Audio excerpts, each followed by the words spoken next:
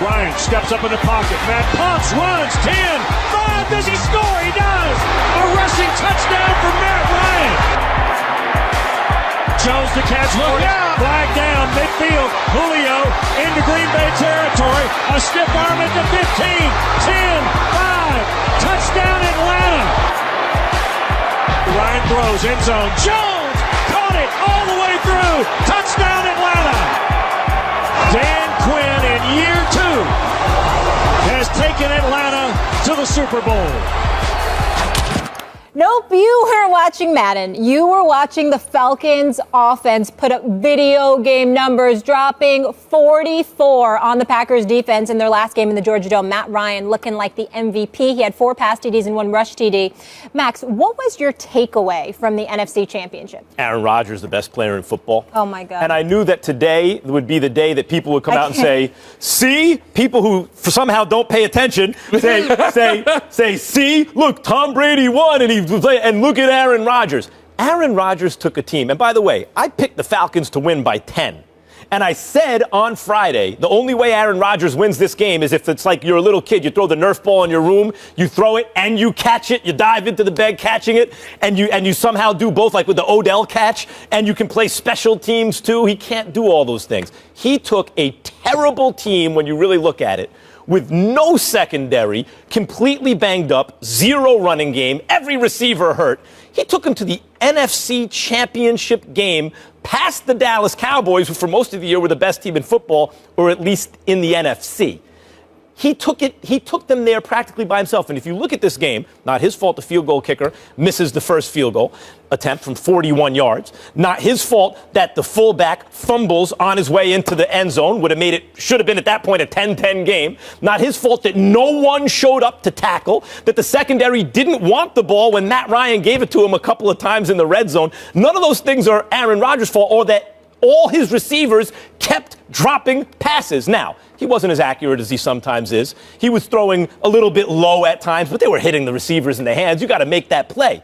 This is the NFL. You got to make those plays. And by the end of the game, a bad game for Aaron Rodgers is almost 300 yards, 3 touchdowns, 1 interception, which on 3rd and very long, pinned back, he said, to hell with it, this is kind of like a punt. That was not like a careless play. It was taking a shot because at that point they were trailing by so much. Aaron Rodgers now, by the way, has the second most 3-touchdown playoff games in history. 2 behind Brady and Montana, who played in many, many more games than him. All right. Let me just go ahead and just stop the violin playing. Listen, we know about the greatness of Aaron Rodgers, but let's give a little bit of love to Matt Ryan. Matt Ryan is a guy who I think he's now proven that he's at upper echelon of quarterbacks. He's put himself in the first tier of quarterbacks, and he will be rewarded contract-wise later on as we go. But here's a quarterback that came into the playoffs with a black cloud over his shoulder. I've talked to a couple of the players that have played with Atlanta and Matt Ryan.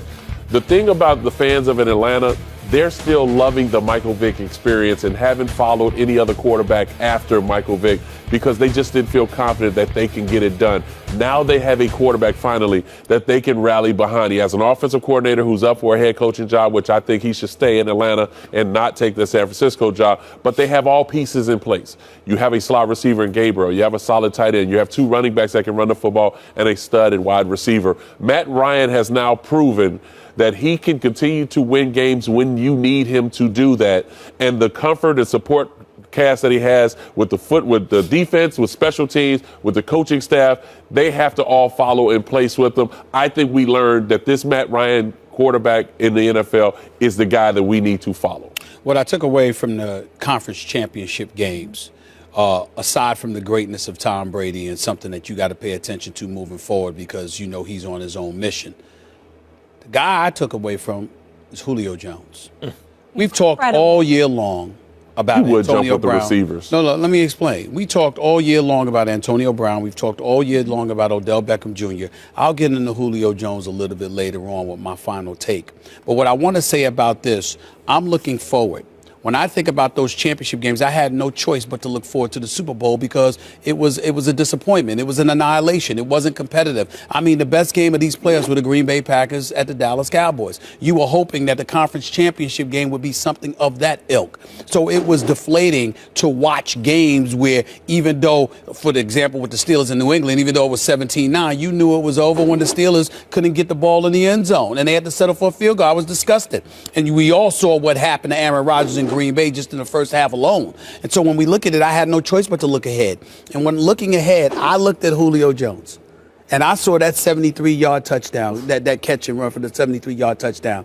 I saw strength. I saw size. I saw athleticism. Speed. I saw Physicality. speed. I saw physicality, pass catching ability. And I'm saying when stuff breaks down, Matt Ryan could literally throw it up. And unlike the Steelers, unlike the Giants, Matt Ryan has the luxury, in case of emergency, of literally throwing the ball up, and you have somebody with the physicality to go up and simply get it. And I'm saying to myself, how are you going to stop this man? With turf toe. With turf toe. Playing hurt. And so for me, all I'm saying, Max, is I looked at that because I'm craving a game. I'm craving an epic matchup. And we all know that we can trust that New England's going to show up. Julio Jones, even more so than Matt Ryan. Obviously, he's throwing Matt Ryan the football. But Julio Jones is that guy that made me sit back and say, this is going to be special because they got to figure out a way to stop this, brother. Now, I think Odell can do that and Antonio Brown in his own way. But the bottom line is, Odell, there was a distraction, in Florida, the whole thing, and then he showed up and he was dropping passes. Antonio Brown didn't exactly set the world on fire yesterday. Julio Jones keeps his head down, doesn't create any headlines, and then when it comes time to balls. He now must be recognized, if he wasn't already, as the best receiver in football. I agree with you. And I think Matt Ryan deserves the MVP this year. Wanted to focus more on Aaron Rodgers, though. After that brutal loss, he's looking at the glass half full. I still feel pretty young. I think I have a number of years left in me. I can play at a high level. We just got to make sure we're going all in every year to win. And I think we can take a big step this offseason. But I don't think we need to rebuild. We need to reload. We got a lot of players who are young, who are big contributors for us. We just need to reload a little bit this offseason. And I think we had a lot of great contributions this season from guys we didn't really expect starting the season out. So Rodgers staying optimistic, Stephen A. He's 33 years old. Do you agree with him that the Packers' window is still open in terms of championships? It's still open because they have him. And because they have him, because he is who he is, and you're thinking Jordy Nelson's going to be healthy next year with the Randall Cobb, and, Devontae Adams has come into his own. They have some receivers. They have to buffer their running game. Clearly, Eddie Lacy wasn't somebody they could rely upon. He got hurt. He was buffered. He was buffered. Yeah. He was buffered. First he was buffered, then he was hurt. Okay, no question. So you have that issue, and then you got Ty Montgomery, who's really a receiver that was playing running back and actually did a decent job for the most part. But the point is that that's on the offensive side of the ball. Defense is where their Achilles heel lies. This might be the most atrocious secondary that I have seen in years when I watched Green Bay several times this year. Yeah, they showed up a little bit against Dallas, even though Dallas came on in the second half. We saw how Washington ran right at them, which is when they started their winning streak immediately thereafter. But you look at these guys, whether it's a Gunther, whether it's a Ha-Ha Clinton Dix, or whomever else is back there, Hyde and the crew, they were collectively, I'm not highlighting any individuals, collectively, they were god-awful. And I don't care how good you are as a quarterback. You cannot have a secondary that can be shredded at will. That cannot happen. So for me, whether it's Ted Thompson, it's the coach McCarthy, or both, whatever, you have got to buffer that defense and make sure that you can get stops. So, because if you give Aaron Rodgers opportunities, he's going to make something happen. Let me add to that. He continued to say in his press conference that they need to focus and be their first focus being Jared Cook, their tight end. He needs to come back, which he's absolutely right. He got locked down yesterday, though. Well, but the whole thing about it is in that offense, he can be a special weapon for Aaron Rodgers. And he can see that. Exactly. His speed, his size, his hands. The thing that I look at is this the time to think about trading Clay Matthews? Clay Matthews has battled a lot of injuries. He's not the same Clay Matthews from early part of his career. You got Julius Peppers, who's getting older as well. On that defense, we know so much about the secondary and what they need to do there. You're not bringing in a Charles Woodson again. You don't have guys that you could put at the quarterback position to be physical. So let's start with the interior part of that defense. Let's start with their linebacking core. Let's move on to their defensive line. I think it's important that they bring in a big-time free agent at the defensive end to be able to apply pressure. I think their tackles are pretty good. You need to also bring in another linebacker, a stud linebacker who can flow sideline to sideline, and then you go to the quarterback position. I like HaHa Clinton-Dix. I think he's one of the top corners or safeties in the NFC. Yeah. Really rewarded of that. But I think when you look at this team, it starts with their defense, and then you go over to the offensive skill positions like a running back or maybe bringing in another wide receiver to help that offense. But I don't think the window is closing. I think this is a great opportunity for them to revamp that team, not to reload or to rebuild, revamp it, bring in some vets, young vets who can come in and play and get pressure on the quarterback. Stephen A's answer was correct in that they have a window of opportunity so long as Aaron Rodgers is Aaron Rodgers. As long as he's still Aaron Rodgers, and given when the elite quarterbacks tend to fall off, he should have at least 5 more years barring injury.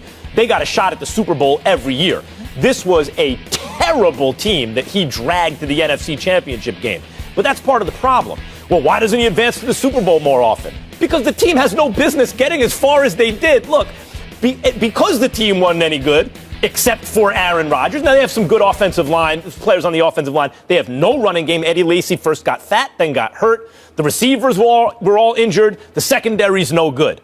So he somehow drags the team there, then gets by a brutal Giants defense, a lot of body shots in that game, injured them, took guys off the field and made them less than they were going forward. Same thing in the Dallas game. I mean, this is why you want to buy in the first round. Then you got to go on the road to play maybe the hottest team in the NFL, the Falcons, in a diminished state when you weren't that good to begin with. What do they need to do to optimize Aaron Rodgers' chances to win another Super Bowl, which I think he'll do before the end of his career? You need to draft a corner. First round, you need to get They've been drafting corners. You need more talent in the secondary. You got to go sign a free agent safety. You got to figure out running back. I hear what you're saying about the linebacker position and a defensive end, but I think the most pressing thing is that secondary and the running game. If you add a little more in the secondary and the running game, who knows? They got a lot of holes. Aaron Rodgers covers for a lot of them. Yeah, but we talk so much about the secondary. Look, I mean, most of the teams that are continuing on who are playing this playoff, they haven't had dominant secondary play. I mean, the New England Patriots, you take Malcolm Butler out, do we really say that any of the other corners like Ryan and none of these guys, are top corners? Ryan's elevating, though. His stock is rising. Yeah, but is he like what we see from the Denver Broncos? Donovan, they got like Harris and also Talib over at the cornerback position? No, because it's about what you can do with your front seven. If your front seven, sorry about the Pittsburgh Steelers, but if your front seven can apply pressure on Tom Brady, then we don't have to talk about the soft zone coverage in the back end. I have a question about that. Yes, that's the conventional wisdom, but isn't it changing in the sense that there are so many 5 receiver sets now, et cetera? There's so much of you just beat your man to man, that you need players in the secondary who can win those matchups. Perfect example. The New York Giants, you put so much money into your defense, but if you can't get pressure on Aaron Rodgers to sit back there for 5 to 7 seconds, I don't care if you got Deion Sanders back in the secondary.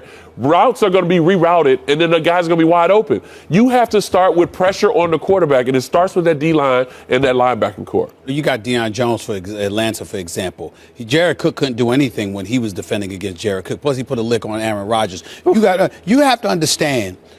Listen, what Donovan is saying is right in this respect. We rave about Tom Brady. Tom Brady has 2 glaring Super Bowl losses, and it was not because of Eli Manning.